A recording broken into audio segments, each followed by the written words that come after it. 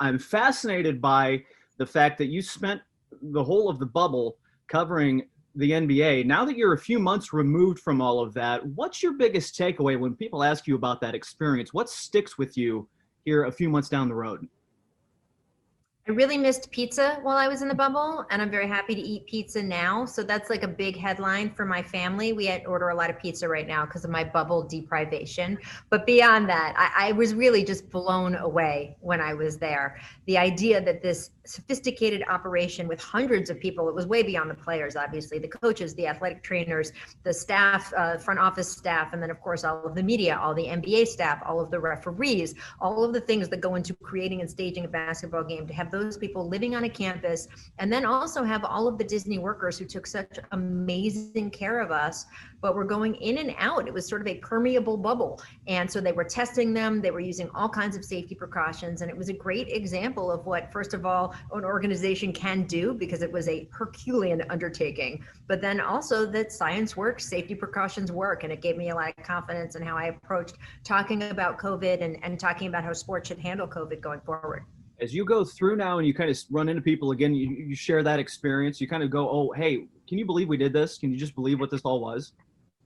Yeah, I think it will be hopefully a once in a lifetime experience, right? All fingers crossed on that front, but it really was a part of history. And you got that feeling when you were down there. I've covered the NBA for about 25 years on and off. And the idea that this historic monumental thing was happening, it was so important for me to be there and be a part of it. And I was thrilled when they asked me to be part of the ABC broadcast. And then, of course, we did our daily show, The Jump, from there as well. So it was pretty cool. Saturday night now, Lakers Celtics gets this thing started for you. It still feels like that these Saturday night games, this is the marquee every week. As you've seen this first part of the season with so few fans in the arena, though, do these games still have kind of the buzz that they're generating? I get the sense that a lot of them do.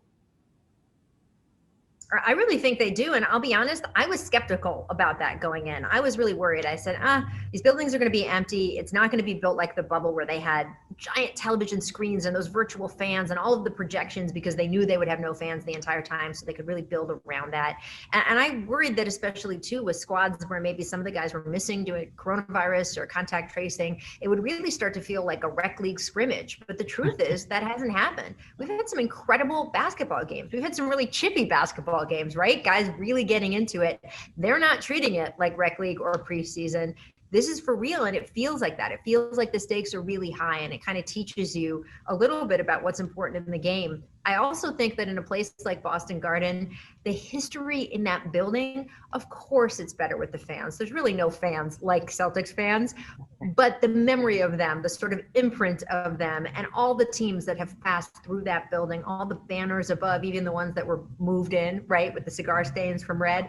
I think that really is going to still, you're going to feel that in Saturday night's broadcast. The culture of the building, of being in Boston Garden, I think still comes through, even without fans, which I know the Celtics are very eager to get back in the building. As you get into the rest of this Saturday night schedule, it's the A-listers of the NBA. It is the big-time talent. It's the big-time rivalries. There has to be a high level of excitement for you and the crew when these Saturdays roll around to be able to bring these to a national audience like this. Absolutely. I mean, the thing about all of us is we love the game, right? And it's still to me, the most fun game in town, not just compared to other sports, but in general, I have to say, I mean, we all sit around and watch nothing but movies now. That's all we're allowed to do, sit in our homes and watch movies. But I love superhero movies. I'm very geeky. I love comic book movies. The thing is, when I watch the Spider-Man movie, I know Spider-Man's going to win, right? I don't know how, but I know at the end of that, Spider-Man's going to be happy and everyone's going to win. When I watch an NBA game, I don't know who's Spider-Man and who's the aliens, right? I don't know who's going to win. I don't know how that story ends. So I still think that the NBA gives you that drama, those characters, but without the foregone conclusion. And I think that's why especially these ABC Saturday night games, where it is the biggest names, you get a little bit of that comic book hero feeling, right? With these guys and their daring deeds. And yet we don't know what's going to happen at the end. And I think our whole crew gets so excited to be there and watch it all unfold. There's a handful of them. We're not sure they're from Earth. We can point that out, that they might be from another planet. That is an excellent point. I think Space Jam's coming out this summer, so we'll see what happens. That's right. Let me ask you about the Pacers for a minute while we're here. The big trade that sent Oladipo to Houston, it's a very different Pacers team on the other end of this. What do you think Yeah. about what they've got right now, though? Now with Malcolm Brogdon being the A guy and Domantas Sabonis being what he's turned out to be, just a double-double machine for this team. Yeah, and frankly, Karis LeVert's going to be fantastic Yeah. for that team, and I think it speaks volumes about the organization that they found the mass on the cancerous mass during his physical.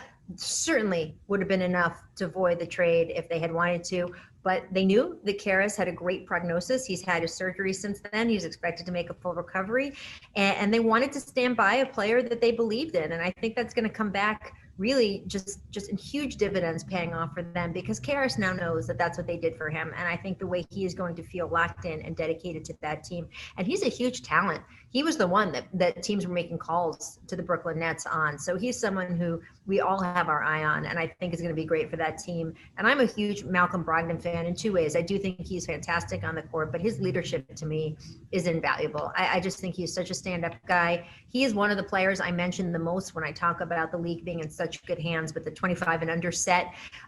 Just that these guys are so responsible off the court, the social responsibility that someone like Malcolm has shown, and then such good leadership and accountability on the court. And I think that really speaks as an Indiana value too, the way that Pacers team has been run for so long.